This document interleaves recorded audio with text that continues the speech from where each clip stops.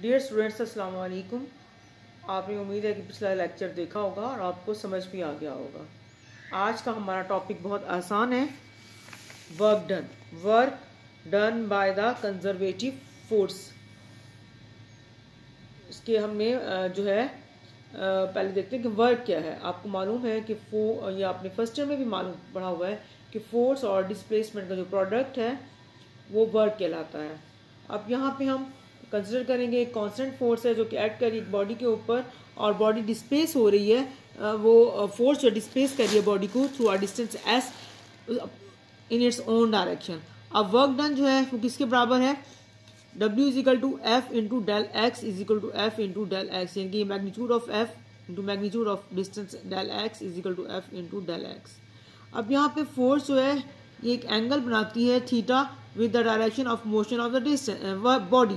अब work is defined as the product of component of force along the line of motion and the magnitude of displacement. इनके work जो है ये product है magnitude of force का और component of displacement है along the direction of force, यानी कि उसी direction में along the direction of force, जो force की direction है उसी direction में component of displacement हम लेंगे। इनके W is equal to F cos theta, force का component, del X इनके फोर्स का वो कंपोनेंट जो डिस्टेंस की डायरेक्शन में है। W is equal to F into del X cos theta, F into del X cos theta is equal to F dot del X. Dot product है ये देखिए यहाँ पे ये फोर्स अप्लाई हो रही है एफ, और ये जो है एफ कॉस थीटा है। एफ कॉस थीटा क्या चीज़ है, component of force in the direction of displacement. देखिए ना, डिस्प्लेसमेंट भी इसी डायरेक्शन में है और ये कंपोनेंट फोर्स भी इसी डायरेक्शन में है। तो जो है work is defined as scalar product of force and displacement. अगर नंबर ऑफ फोर्सेस एक्ट कर रही हैं बॉडी के ऊपर तो वर्क डन जो है हम सेपरेटली कैलकुलेट करेंगे फॉर ईच फोर्स। तो net work done will be the sum of the work done by all separate forces. अब हम केस नंबर 1 देखेंगे कि अगर जो है थीटा जीरो है, इनके डिस्प्लेसमेंट और फोर्स के दरमियान में थीटा जीरो है। अब ये देखिए इस ब्लॉक के ऊपर फोर्स लग रही है, फोर्स भी इसी डायरेक्शन में है और डिस्प्लेसमेंट भी इसी डायरेक्शन में है, तो थीटा हमारे पास क्या होगा, जीरो। तो डिस्प्लेसमेंट जो प्रोड्यूस है इसमें हुआ in the direction of force that is theta is equal to zero. तो वर्क डन क्या होगा, W हमें मालूम है W is equal to F dot del X, F del X cos theta is equal to F del X cos zero. तो cos zero हमें मालूम है वो किसके बराबर होता है, 1 के। तो यहाँ पे W is equal to F into del X. अब जब जो है हॉरिजेंटल फोर्स मूव कराती है बॉडी को हॉरिजेंटली, या when a vertical force lifts a body vertically, then the work done is the product of force and distance covered by the object.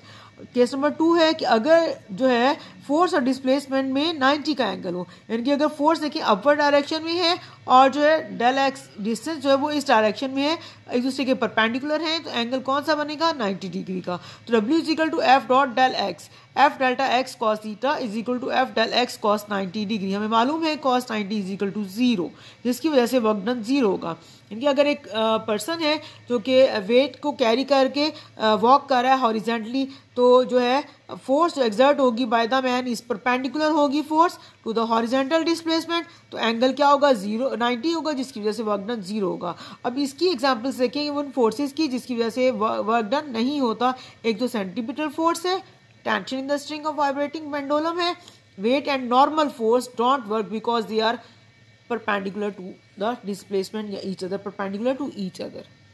अब देखिए जब एंगल थीटा होगा, थीटा किस तरह से एंगल होगा कि फोर्स जो है इस डायरेक्शन में लग रही है और डिस्प्लेसमेंट इस डायरेक्शन में लग रही है, तो थीटा क्या है, 180 डिग्री। अब जब फोर्स जो है when the force has a component opposite to the direction of displacement, then the work done by the force क्या होगी, हमें मालूम है कि W is equal to F dot del X. अब F del X is equal cos theta, F del X cos 180 degree, हमें मालूम है cos 180 degree is equal to -1। अब W is equal to minus F del x. The force of friction is opposite to the direction of motion, so the work done by the force of friction on the object is zero. अब joule जो है इनके opposite to the direction of motion तो zero नहीं होगी, तो work done जो है by the force of friction जो है वो नेगेटिव इसी तरह से जो है cos 180 आएगा। अब जाउल जो है the work done is a scalar quantity and its unit is joule है। Work done is 1 joule when a force of 1 Newton acts on a body and displaces it through a distance of 1 meter in its own direction. इनकी work done उस वक्त 1 joule होगा जब 1 Newton की force body के ऊपर act करेगी और बॉडी डिस्टेंस कवर करेगी 1 मीटर का उसी डायरेक्शन में, फोर्स की डायरेक्शन में, तो वर्क डन क्या होगा, 1 जूल। अब है work done bye a variable force in 1 dimension. Variable work done bye, अब हमने पढ़ा था कि अभी हमने देखा है कि work done by constant force, अब हम देखेंगे work done bye a variable force in 1 dimension. अब यहाँ पे फोर्स जो है एक्स डायरेक्शन में है, उसका मैग्नीट्यूड चेंज हो रहा है विद रिस्पेक्ट टू पोजीशन, तो variation of force with displacement, इसको हम फिगर में देख रहे हैं कि कैसे जो है ये वेरी कर रही है। देखिए यहाँ पे जो है फोर्स जो है वेरी कर रही है विद द डिस्प्लेसमेंट। इसको जो है ये फिगर शो कर रही है कि force is a function of displacement. अब यहाँ पे हमने कैलकुलेट करना है work done from initial position X I to final position X F. इनकी दो पोजीशन लिए, इनिशियल एक्स आई है, फाइनल एक्स एफ है। अब इसके लिए हम क्या करेंगे कि इस पूरे डिस्प्लेसमेंट को एक्स आई से लेकर एक्स एफ तक का जो डिस्प्लेसमेंट है उसको एन इंटरवल्स में, छोटे छोटे इंटरवल्स में डिवाइड कर देंगे। एन नंबर ऑफ इंटरवल्स होंगे और हर एक की लेंथ क्या होगी, डेल एक्स। हर एक की लेंथ क्या होगी, डेल एक्स। अब कंसिडर करेंगे कि F1 फोर्स जो है, जो वो मैग्नीट्यूड ऑफ फोर्स है ड्यूरिंग द फर्स्ट इंटरवल में एक्ट कर रही है, और उसकी जो है work done during this interval क्या होगी, डेल W1। ये वर्क डन है जो फर्स्ट इंटरवल में हो रहा है। F1 यहाँ फोर्स लग रही है और जो डिस्प्लेसमेंट जो कवर कर रहा है वो डेल x1। अब ये शेडेड एरिया है फर्स्ट रेक्टेंगल। इसी तरह से दूसरे इंटरवल के लिए हम लेंगे del W2 is equal to F2 del x। अब देखिए यहाँ पे जो है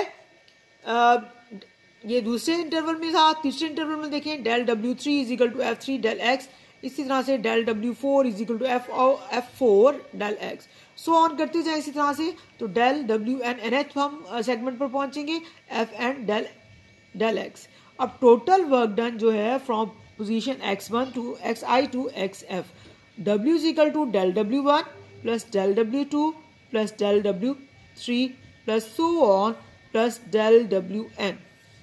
तो W इज इक्वल टू इनकी वैल्यूज पुट कर दें, F1 delta x plus F2 delta x plus F3 delta x plus so on plus FN delta x।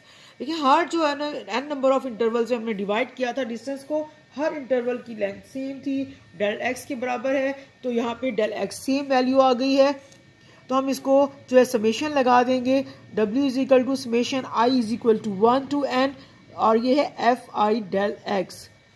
अब यहाँ पे जो है बेटर रिजल्ट्स हासिल करने के लिए हम क्या करेंगे कि डिस्प्लेसमेंट को बहुत large number of equal intervals में डिवाइड कर देंगे कि n जो है वो टेंड्स टू इन्फिनिटी है, तो डेल x इतना छोटा हो जाएगा वो टेंड्स टू 0 हो जाएगा। तो यहाँ पे हम लिमिट लगा लेंगे, W is equal to limit n tends to infinity summation I is equal to 1 to n Fi del x। अब यहाँ पे is equal to limit del x tends to 0 summation I is equal to 1 to n Fi del x।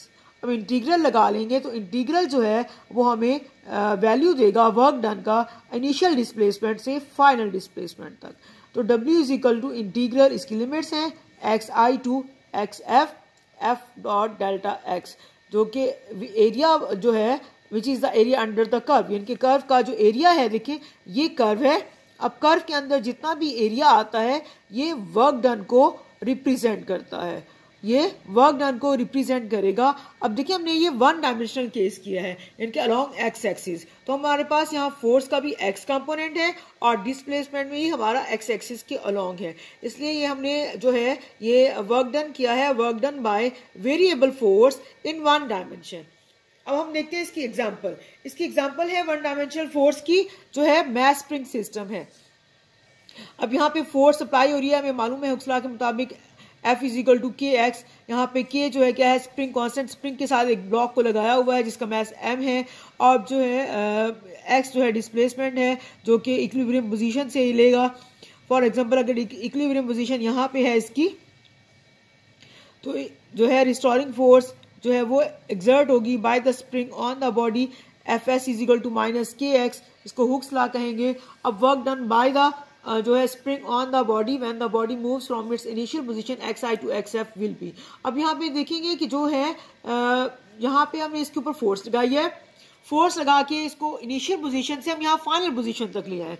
देखिए यहाँ पे इसकी initial position थी, इसको force लगा के यहाँ फाइनल पोजीशन तक ले आए हैं।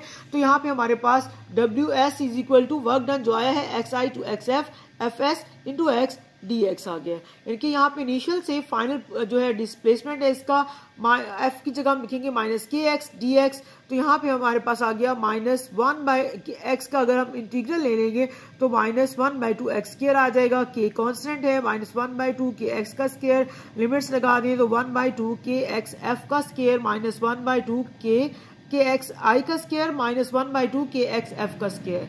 अब जब स्प्रिंग कंप्रेस होगा तो वर्क पॉजिटिव होगा, अगर स्प्रिंग स्ट्रेच होता है तो वर्क नेगेटिव होगा। अब जब स्प्रिंग स्ट्रेच हुआ है, दोबारा जब है इसको जो है फोर्स हटा देंगे तो दोबारा वापस ये जो है स्प्रिंग अपने जो है पोजीशन पर मूव करेगा। इनिशियल पे दोबारा यहाँ पे फाइनल पे आएगा, फाइनल से फिर अपनी इक्विलिब्रियम पोजीशन पे, इक्विलिब्रियम पोजीशन से फिर ये अपना रिस्टोरिंग फोर्स की वजह से जो है ये मूव करता है, फिर ये अपनी इनिशियल पोजीशन पे आएगा, ये जो है कंप्रेस हो जाएगा स्प्रिंग जो है इसका। तो हमारे पास जो वर्क डन होगा 1/2 k यहाँ पे जो है देखिए, if the particle is move from mean position that is xi is equal to 0 to xf is equal to x, then the work done by the spring on the body, तो यहाँ पे 0 हो जाएगा वर्क, -1/2 के x का square, initial का 0 है तो यहाँ पे ws जो है -1/2 के x का स्क्वायर है। तो work done by external force हमारे पास क्या हो जाएगा, f external into x distance है dx 0 to x इसका लिमिट है, f की जगह kx पुट किया हमने dx, तो आंसर क्या है हमारे पास 1/2 kx का स्क्वायर। तो ये एक्सटर्नल फोर्स जो वर्क कर रही है वेरिएबल फोर्स है वर्क डन की। ये हमने उसकी एग्जांपल देखी है कि एक ब्लॉक है जिसके ऊपर जिसका मास m है, उसके साथ स्प्रिंग को अटैच किया हुआ है, स्प्रिंग का दूसरा सिरा हमने यहाँ पे अटैच किया हुआ है, ये उसकी इनिशियल पोजीशन है, फिर हमने उसके ऊपर फोर्स लगाई है, फोर्स की वजह से अपने इनिशियल से फाइनल पोजीशन पे आएगा, फिर इसके अंदर जो रिस्टोरिंग फोर्स है इसको वापस इक्विलिब्रियम पोजीशन पे लाएगी, इक्विलिब्रियम से फिर ये इनिशियल पोजीशन पे आ जाएगा। इस तरह से स्प्रिंग जो है कंप्रेस भी करेगा और स्ट्रेच भी होगा। तो हमने ये दोनों केसेस देखे हैं, उसमें वर्क डन हमने कैलकुलेट किया है ड्यू टू एक्सटर्नल फोर्स। अब ये जो है हमने work done by constant force और work done by variable force in one dimension हमने ये टॉपिक किया है। उम्मीद है आपको समझ में आ गया होगा क्योंकि बहुत आसान टॉपिक था, पिछले आपके फर्स्ट ईयर से रिलेटेड है, आसान है, आपको समझ में आ गया होगा। ओके, थैंक यू, अल्लाह हाफिज़।